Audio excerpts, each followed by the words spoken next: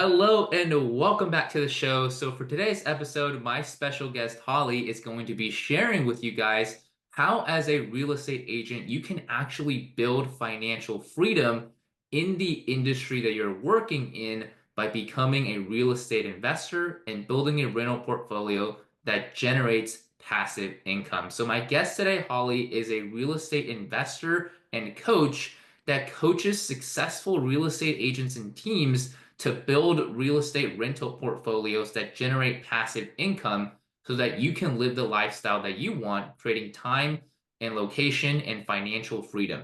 She has coached for over 6,000 coaching hours and has helped real estate agents build multi-million dollar rental portfolios in just under 24 months. Holly herself has personally built a rental portfolio that pays for all of her monthly expenses with less than $100,000 cash. And she's going to be sharing with you guys today how you can do this as a real estate agent and also her success as an agent and also as an investor. So, Holly, welcome to the show. Thank you so much for joining us here today. Thank you for having me. I'm really excited to be here. Yeah, so we do get a lot of real estate investors on the show as guests, and we do have a lot of real estate agents, but very few who do both, right? So I'd love for you to be able to share maybe a little bit about your background and how did you become this real estate investor coach with your background as an agent, and also just what are you seeing in the industry as a whole as far as real estate agents becoming investors and how you're helping them do that as well. Love it. That's a big question. So I'll start at the beginning and then you might have to redirect me if I go too far off base. When I first got out of college, I was a high school math teacher and I actually really liked a lot of teaching high school math. I had a few blips in the road. My 33rd day, I had a student that cussed me out of at algebra class. And when it all came down to it, security had to come and remove him from the classroom, and he lunged at me. He threw a desk at me, and it got kind of dicey. And so there were some moments of teaching that really didn't work well for me and wasn't my highest and best use, right? So fast forward about 6 years later, I stumbled into real estate. I had loved our home purchase process like a lot of agents had, and was running the math in my head. And instead of doing all of the summer school and curriculum writing and tutoring and all the extra jobs that teachers do to make extra dollars, I figured out I only had to sell 4 houses a year, and I could teach and sell 4 houses a year and not work all the extra 30 or 40 hours a month that I was working. And I was like, surely I can sell 4 houses a year. So 7 months in as a full-time teacher, part-time real estate agent, I'd sold 16 homes, and it just was kind of a no-brainer. Like, I really did like a lot of teaching, but there was just something incredibly amazing about real estate. And so I'll back up to there again in just a minute, but fast forwarding again to how did I become a coach? Well, again, about 3 years after that, the opportunity presented itself, and it just seemed like a marrying of both worlds. Coaching is the teaching component that I really love, married with the real estate conversation, plus the whole thing of like adults who are actually choosing to be there versus kids who are forced to go to algebra class. And it just kind of made a ton of sense that real estate coaching was my jam. So I started that part time too, and eventually worked it into my full time gig. But yeah, it's been a really fun journey. So real estate investing in particular, I was about a year into the business, and I had some pretty good success. My first full year in the business, I sold 44 houses, and a lot of them were working with investors. That was kind of, I found that niche early on. They were easy to communicate with. Most of them, if you're really direct with them, they're really direct with you. And so they would tell me, this is what I have to get out of this home in order to sell it, or this is what I'm looking for in a deal in order to buy it. The transactions were non-emotional, which is amazing, right? Like I was not a high school, I was a high school math teacher. I was not a kindergarten teacher who holds kids' hands and helps them blow their nose and walks them to the bathroom. Like, that was not who I was at all. So about a year into the business, I went on a for sale by owner listing appointment, and he he was different than everybody else I'd ran into at that point. He kept saying things like, I just need to make X dollars, right? I just need to walk away with X dollars. And I was giving him a traditional listing appointment. I wasn't really good at listening at that point. And he finally interrupted me, I think for the fourth time. And he was like, can you just help me find somebody who can give me my price so I can walk away quickly? And that was like my first moment of, oh, wow, sometimes people really don't want the most amount of money, right? Sometimes people have a lot of other values that rank higher than getting the highest price for their house. And so of course, like a typical agent, I signed the listing agreement and then I ran home and I got to work calling investors trying to find one of my investors to buy it so I could double in the deal. And thank goodness for my husband. He came out from around the corner right after I hung up from my third investor, and he was like, is that true, everything that you just said about that home? And I'm like, yeah, of course it's true. I'm not a liar. And he was like, then why wouldn't we buy it? And that was all I needed. Like that one, I don't know if it was permission. I don't know what it was, but I wasn't thinking of myself as an investor, even though I had, some would argue, 3 or 4 years worth of experience as an agent who works with investors with 44 houses under my belt. Um, so that changed everything. We bought that house. It was our first investment property. It was our first accidental flip. We didn't mean to buy it to flip it, but we ended up flipping it because the numbers just were so good. It would have been hard to choose to keep it. And that started my investment journey of, I am an agent who works with investors, but I'm also an investor. Yeah. Well, that's awesome. I mean, so you've had a lot of success really early on, even in your real estate agent career, right? So how were you able to do that? And what did you think was the best, the best strategy for you other than working with investors to really get you up and going? I think you mentioned you sold 16 houses, right? Even as a part-time real estate agent, and that your first year, you full time, you sold 44 homes, right? So you were super successful as an agent. So how did that kind of come about?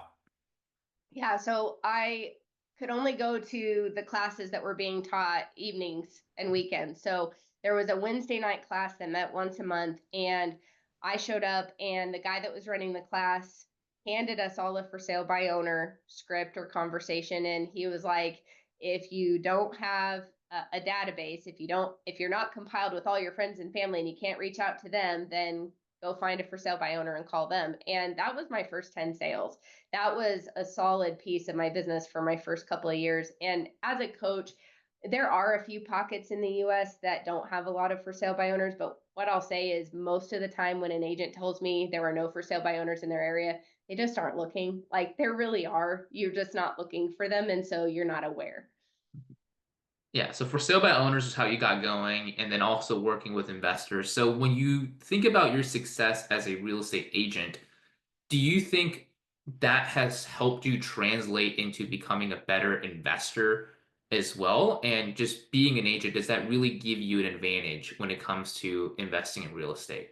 Yes, and I'll say that's 100% the right question to be asking. So I got to learn on other people's money, and we bought the first investment property with 44 transactions under my belt, right? So in theory, that was that much better than it would have been if my very first one was me for my own investment portfolio.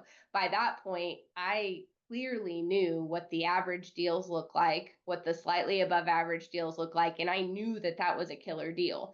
And that's what I'll say, that those of those people on the call who are licensed agents and investors, you absolutely have the advantage, and you absolutely have every right and responsibility to be cherry picking the best of the deals, because that's part of what you've worked so hard for. You're working to be the industry expert, right? And so why would you not take advantage of that? And that doesn't mean there's, even if you work with other investors, that doesn't mean there's not a bunch of other deals that are good that you could hand to everybody else, but the ones that are like screaming killer, that's for your family, and that's part of what you've worked so hard for. Yeah, absolutely. So, one of the things that I think a lot of agents in the industry just they're not doing is they're just not investing, right? So Yeah. sometimes it doesn't click, right? You mentioned how it clicked for you and your family when you bought your first flip. Is that something that you're also seeing in the industry as well as you are, maybe talking to other agents or your previous market, your current market where you're coaching other agents, is it just kind of not clicking for them? What would you say is the biggest objection for why a successful real estate agent isn't looking to invest and build out their rental portfolio? Yeah, I people just aren't thinking about it. They're not making the conscious decision of I'm an investor. And what happens is you just get further and further down the commission cycle. We're hunting the next commission check. And frankly, that's what I was doing. I was super excited. The flat fee commission that I had signed on that little deal would have equated to almost a 10% commission if I would have gotten to double end it. And I could have celebrated at that closing my almost 10% commission, right? And turned around and carried on a year or two or 3 or 4 years down the road and never ever given a thought to what type of an opportunity I just walked away from. Like you have to get to a spot in the road and you have to say, enough's enough. I'm buying my first investment deal in 2025, or enough's enough. I have a couple of investment properties, but I'm nowhere near being financially free and choosing to go to work or not today. And so I have to up my game by X. And I found that's the first step. You write down your goal. And then yes, there does have to be different actions taken. You don't just because you've written it down that you're going to buy 3 investment properties in 2025, that does not translate to you doing nothing extra and buying 3. But like that's the first step is you just have to draw the line and say this is it from this point moving forward. Yes, I'm building other people's wealth.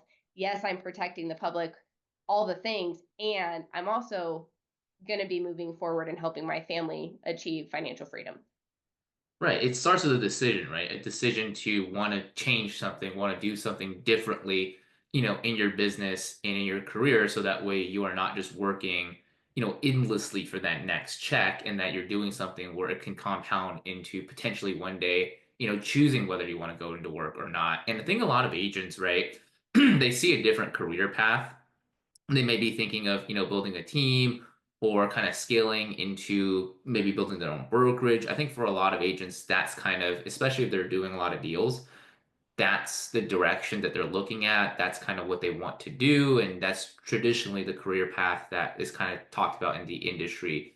Have you kind of compared the two between, potentially going out there, just kind of scaling a business with systems or just closing a certain amount of transactions, maybe with a team, versus doing it the other way, which is building out a rental portfolio where, you have a certain amount of properties and that's paying you passive income every month from your Yeah. monthly rental?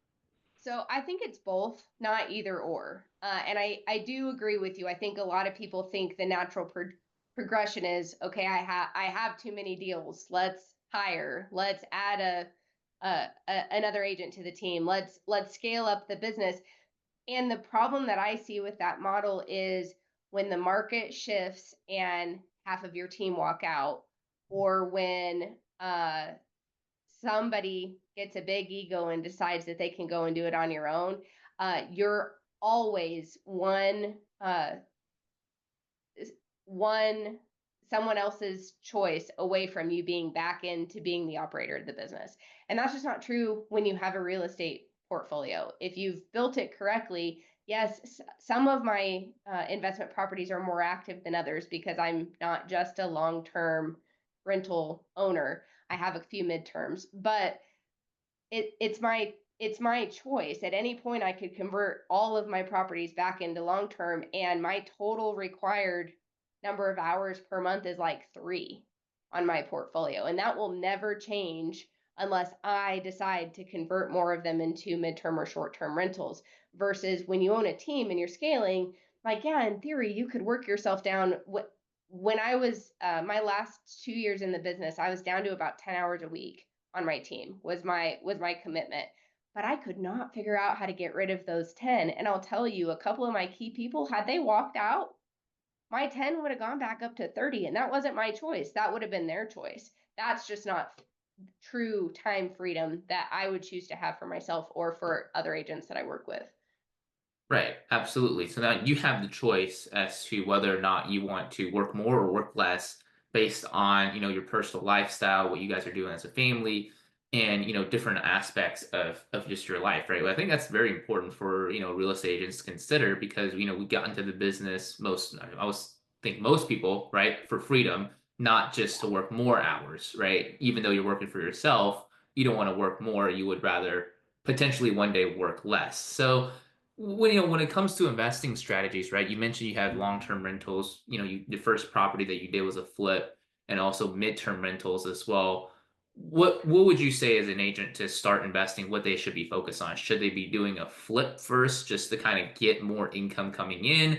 Or would you say, if you have the capability to start buying rentals, do that? Because if you think about it, right, flipping, it's just a higher commission with more risk, right? Because they're Yes. still not, keeping that property.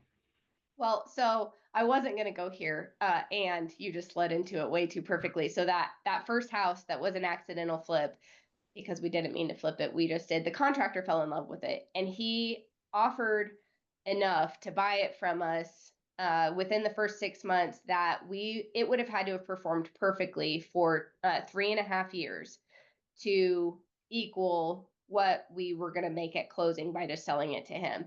And I ran the math and I was like, I can't afford to keep it. Plus, I wanted to bring my husband into the business, and that was a little bit of an extra emergency fund, right? So it was calculated and we sold it. And to this day, that's the property that got away because what I wasn't counting on in my would have had to run perfectly for 3.5 years projections was appreciation, and that property naturally more than doubled in value in the next 5 years. And the rent appreciation on that was almost 75% in that same 5 year period of time.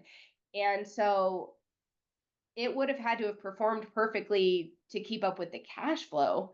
But man, when you factor in the appreciation opportunity, like most of the time I advise the clients that I work with now, if you can flip a property now, you can flip it at any time. So your highest and best use of the property is to ask yourself, can I keep it as a long term?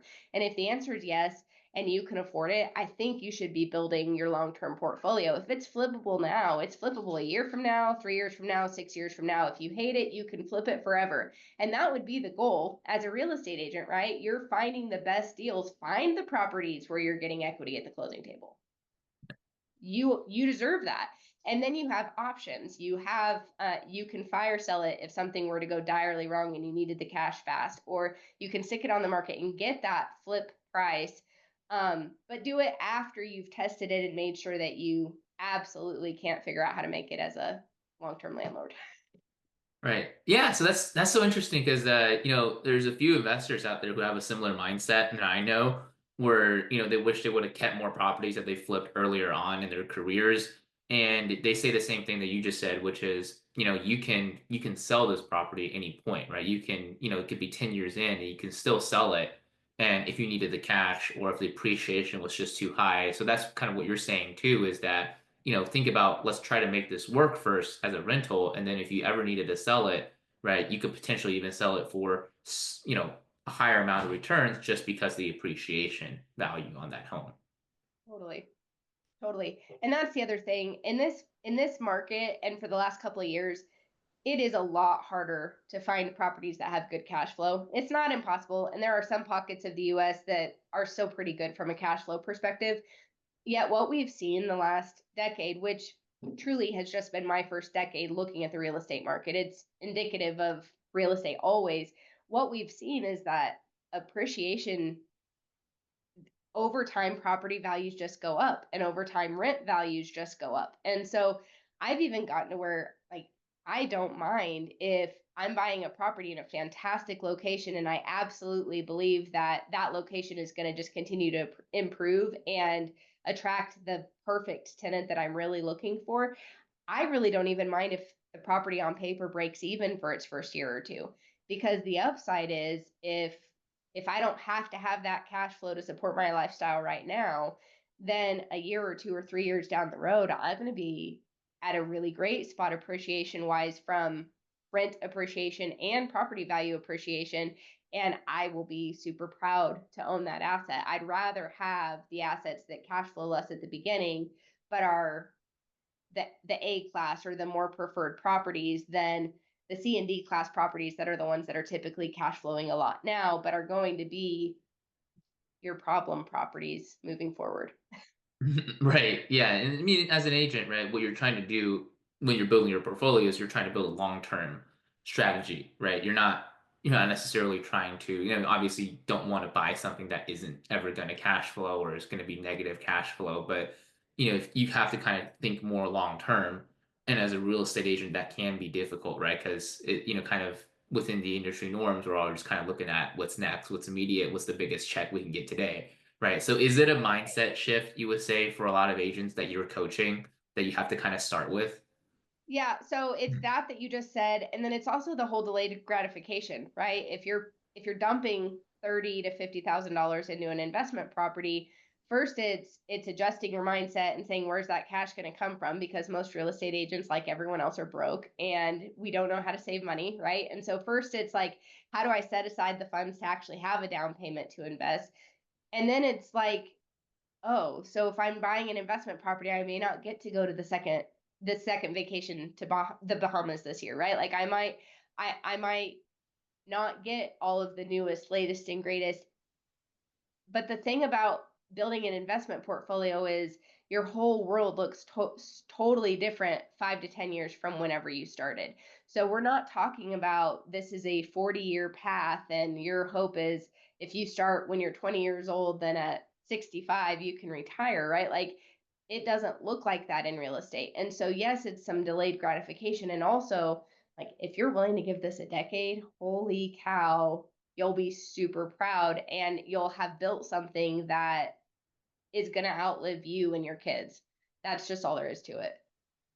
Right. And it's definitely something where it's a compounding effort, right? You can't the longer you do it, the longer you're committing yourself to building your portfolio, to looking for deals, to adding more properties into your into your portfolio, then the more it's going to compound into more wealth, more passive income into the future, right? And for a lot of agents that can be difficult. And it's funny that you mentioned that they start out, kind of not having the money to invest, right? I feel like a lot of agents have that same issue, right? It's like, where do I find the money to invest? I'm still, even great producing agents could still be living paycheck to paycheck. You just never know, right? It's just something that you see on the, kind of on the outside. You don't really know what's going on financially on the inside.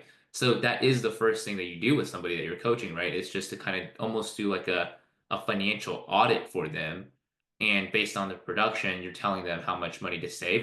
Would you say that's the first baseline thing? If you haven't done that, that's what you need to do. Yeah, I really like to break it down, and it works with teams, like medium-sized teams down to the single agent. So if you run a large team, this probably isn't for you, but for most everybody else, you it doesn't take a lot of effort to break it down into this is the number of closings I need per month to pay the bills on the team and feed my lifestyle, right? And then from there it's like let's pretend like it takes 4 closings a month for you to pay the bills including your lifestyle, right? So then the question is, well, how do we get you consistently producing 5 closings a month? Because now I have an entire closing that I can help you earmark for investing, and 3 to 6 months down the road there's your money for the first investment property and it was extra, right? Like I don't really expect people to cut and save and really be incredibly frugal to make room for investing, because that takes away the you can do that in the short term. Most people aren't going to be willing to do that in the long term. Instead, I'd rather look at the business and say, okay, we got to have 4 closings a month, and then let's just look at what are the tweaks in the business that I can make to help you get to where you've got an extra closing or two every month that we can just totally earmark for investing. Now you've got the cash built in. So yeah, to your point, it's helpful that I've got the agent background, because I can look at both sides and I can say, let's beef up your business just a little bit so that you can invest.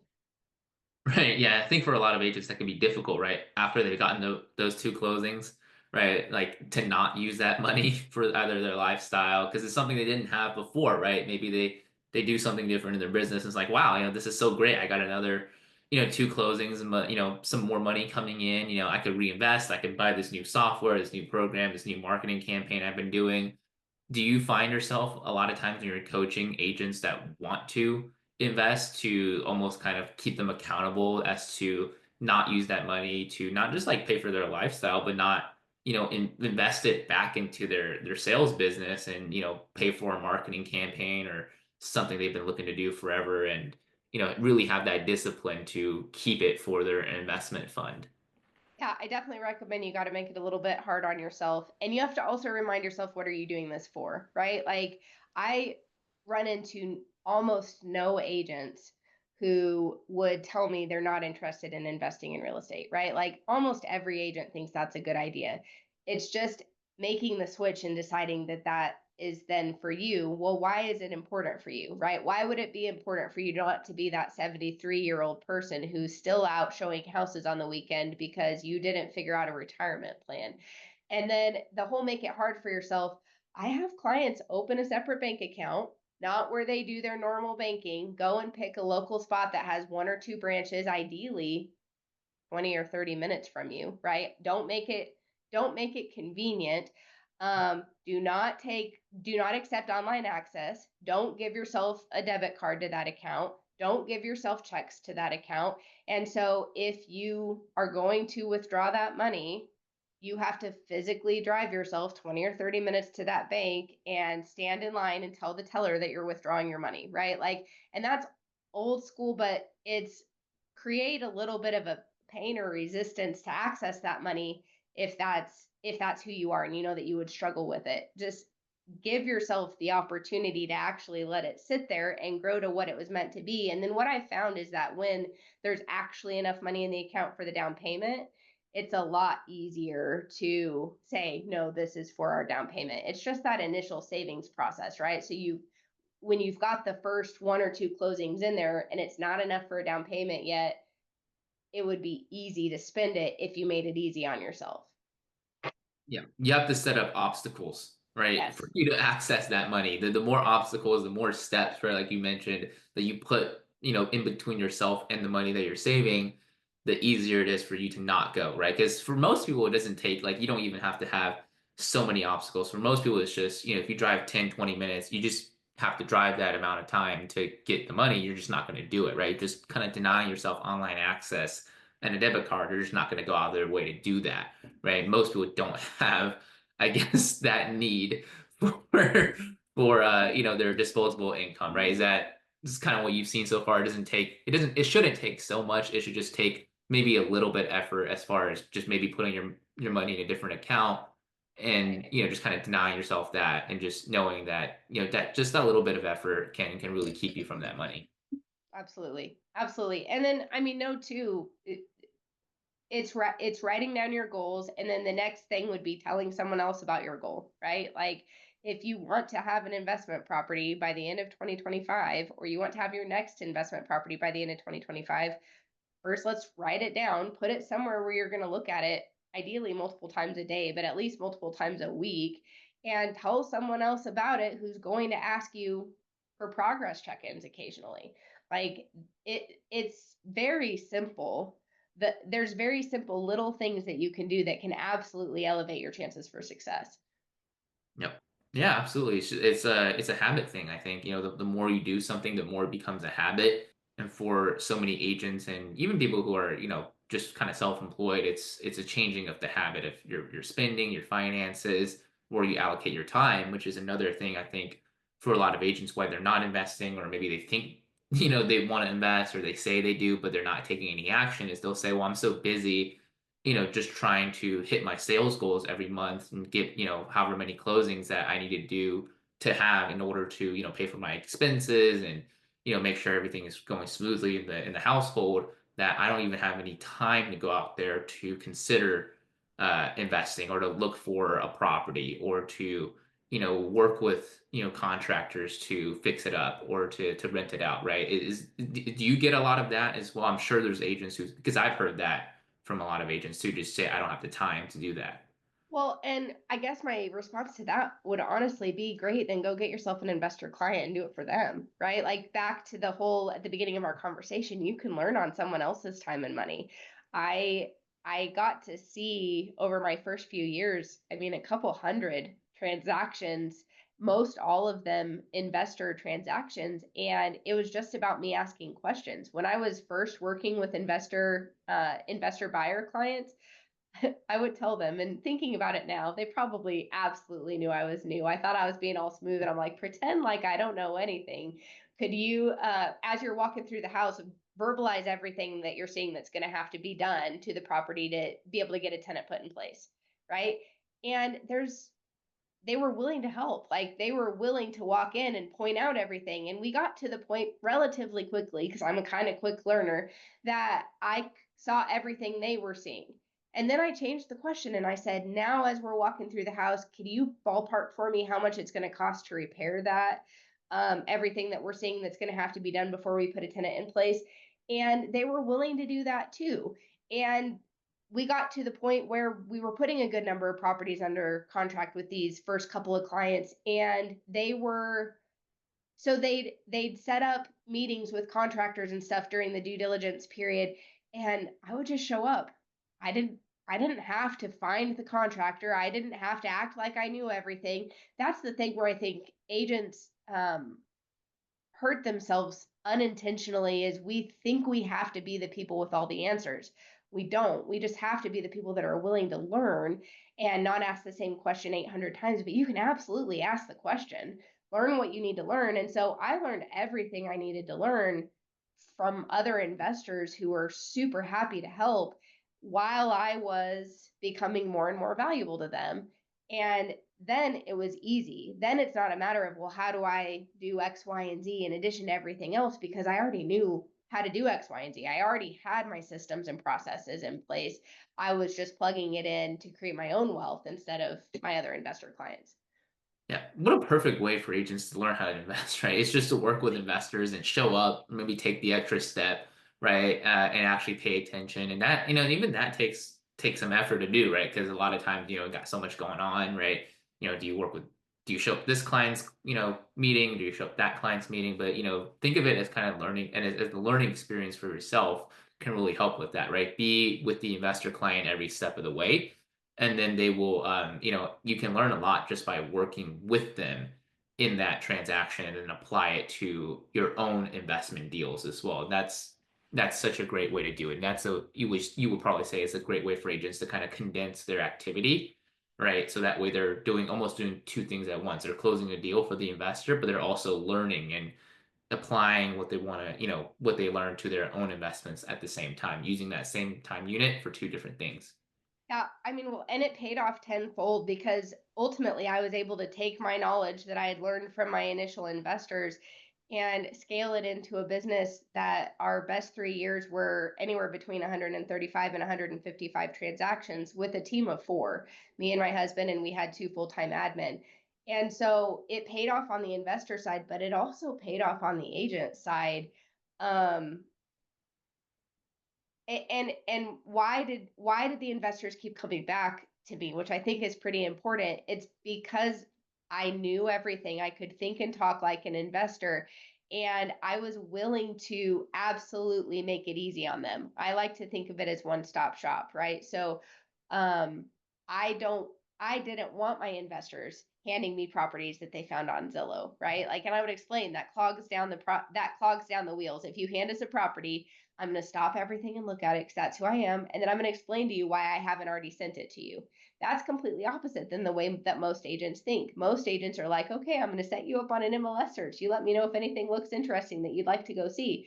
Whereas I got to a point that I could look and think like an investor. And so I was hand selecting properties for my investors to go look at initially. Ultimately, I was hand selecting properties for my team to go take property videos of. And uh, it made it way easier for the investor to end up with what they wanted without having to put in any work for themselves. But it created processes and systems that were massively scalable, and served not just me as the investor, but also me as the agent.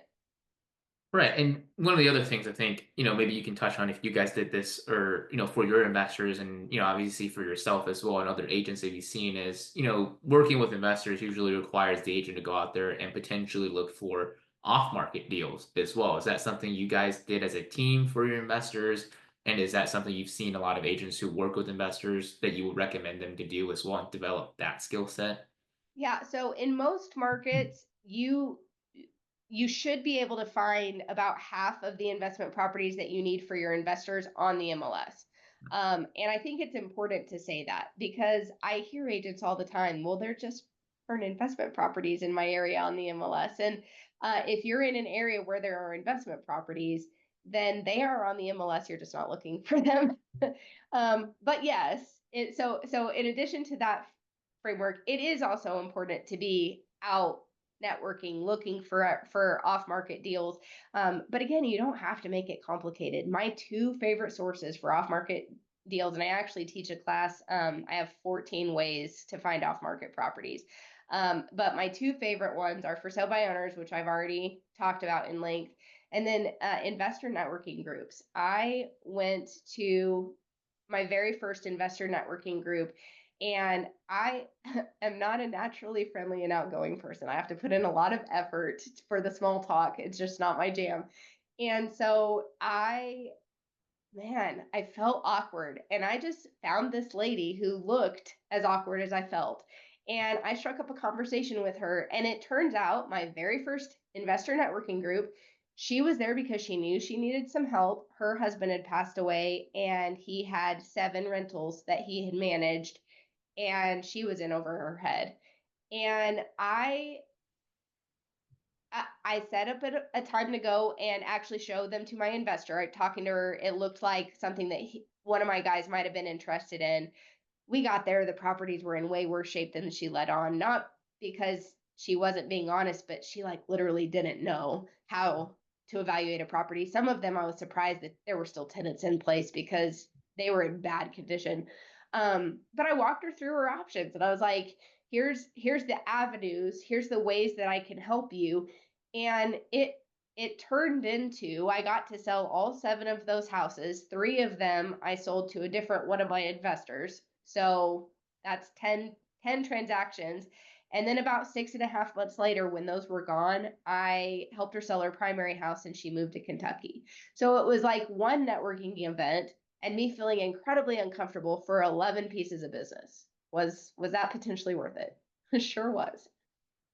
Yeah, I would think so. And I think a lot of agents will agree as well, right? And just getting out there, being maybe a little uncomfortable, but that led to such a great opportunity for you as, to not just do the transactions, but I'm sure you learned a ton from the investor perspective as well, just going through those with your investor clients and helping them kind of analyze the property and seeing what they are looking for as well. So, something else I would be really curious on is when you're talking to clients, I'm sure you work with agents in different markets as well that want to become investors, and there's just naturally agents in different markets that are higher price point than others, better investment markets than others. Are you teaching them to invest solely in their local market, or are you also kind of opening it up where if they maybe in a higher price point market to expand and invest in a different market outside of where they, operate in as an agent?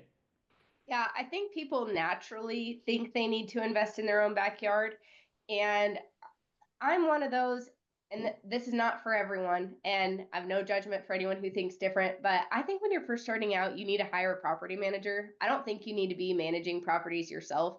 Um, and I say this as as an agent, right? Like the work that we do, the way we pre-qualify potential buyers, um, is totally different than the way you pre-qualify a tenant. It's totally different than the way that you screen a tenant, right? And so I like, at least at the very bare minimum, I like investors to build in management costs, but ideally you're hiring a property manager. And so if we're starting from that foundation, and I'm not saying you can't take them back over later if you absolutely love the management process, I've just found that, man, for most real estate agents, the highest and best use of their time is not leasing their own properties. It's in going and selling another house and paying someone else to manage your property for you.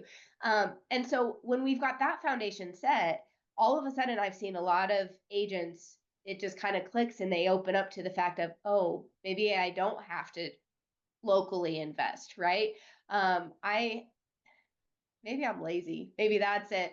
But I would say there's close to a third of the properties in my portfolio that I know what street they're on, and yet if I happen to be driving by that street unaware, I would not point out and say, "Oh, that's my house," because I didn't see it during the due diligence process. I didn't like. I'm not in those properties. I'm not the one that's responsible when the property turns, right? And so, even if they are in your own backyard, it doesn't mean you have to be the hands-on approach.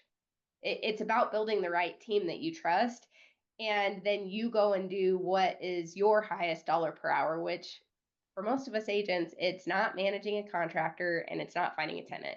And so, yes, there are a few markets in specific that I tend to point people to if they're not in a good cash flowing area locally. But I also teach people how to do the research. How do you do your own research and figure out what markets you think that you're interested in if investing locally isn't for you? Right. Yeah, I'm so glad you said that because, so many people think investing is all about, you kind of getting your hands dirty, right? Going out there, a lot of people just fix up their own like properties by themselves. They don't even hire a contractor, just kind of do everything on their own with their own two hands, which is, I mean, if you do that, you have the ability and the time to do that, there's nothing wrong with it. But like you mentioned, many people, that's why they don't get into investing, right? That's kind of the holdup is they think they have to, and they know they don't have time or the effort to do that. Whereas, the best way to actually go about it is to hire people to kind of build out a system, right? You're thinking of this almost as a business, as something that I mean, eventually it will be hands off, right? That's the entire goal of this endeavor of investing and building out your portfolio. So why not start early, right? And just put your money to work and then also put your time into, like you mentioned, a higher and better use of your time as well. So hiring property managers, right? And, like you mentioned, not even potentially knowing right where the property is, right? I think that's the dream for a lot of people, right? That's at least that should be if you want to be hands off, you really truly want time and money freedom, right? You shouldn't be the person who is constantly thinking about everything. You should have a system in place where your properties are now paying for your expenses and you can go out there and really kind of be hands free and almost like out of sight, out of mind in a way. Right. And so that is one hurdle I would say is at the beginning, people are excited and, they want to do the bathroom remodel themselves. And you really just have to look at it and say, is that the highest and best use of your time? If you invested the 16 hours that it's going to take you to do that bathroom remodel, if you invested that on lead generation in your business, how many closings could you reasonably secure during that same exact period of time? Just go pay the dang contractor and you do what you're good at.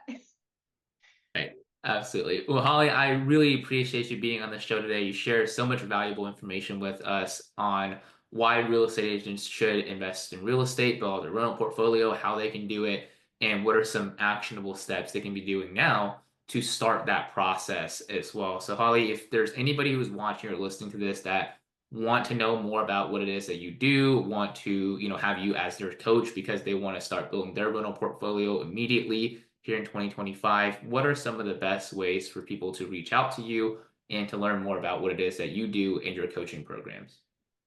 Yeah, that's awesome. My website is definitely going to be the easiest place to point people, hollyhaws.com. I've got a bunch of free tools right at the top of each page that I'd love for you to have access to. And then you can literally find out about what all I offer. Um, you'll get my email address on there. You're welcome to reach out to me that way. Links to all my socials are on my website. So hollyhaws.com is where to go. Awesome. We'll make sure to link that in the description and the show notes down below so that you guys can find it. But guys, make sure to go check out Holly's website. If you guys want to learn more about how as a real estate agent you can start investing in real estate and really build your financial freedom and passive income as well. But other than that, Holly, thank you so much for being here on the show. Before we let you go, is there any last pieces of advice, any last tips you would like to leave with the audience before we sign out for today? Yeah. So what I'd say is we don't accidentally become real estate investors, right? Like it doesn't, for most all of us, happen by accident. You have to be intentional. I had a client, mm, it was about a year and a half ago now, that figured out she was newly pregnant um, with twins, and figured out she had, again, had a 1 in a million cancer. And it was kind of a rocky 6 months of getting her to a point where she could safely have the baby so she could start chemo and all of that. And then it was 14 months worth of a healing journey for her after that. And what we had done the 2.5 years prior to that was help her get her portfolio up to a level that she actually was able to step away from her agent business for that 14 months and focus on her health and her family and doing what she needed to do. And I'm happy to say that she's made a full recovery and she's completely back now. And how much more stressful would her world have been if we hadn't been intentional the 3 years before she got that diagnosis, right? We all think we're invincible. We all think we're going to live forever. And I really hope you do. And the time to start investing in real estate is absolutely right now. Don't wait one more second if you don't have to, because you don't know what diagnosis you're getting right around the corner. And your future self is going to be grateful that you started today. Wow.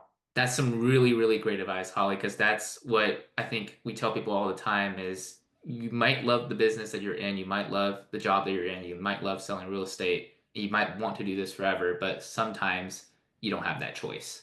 And Right. that was a really great example and testimonial of that and the power of building your passive income. So guys, if you're listening to this, watching this, go out there, take some action today, start building your portfolio, start building your passive income and towards your future. So, Holly, thanks so much for being here today. Thank you for tuning in, and we'll see you in the next show. Take care.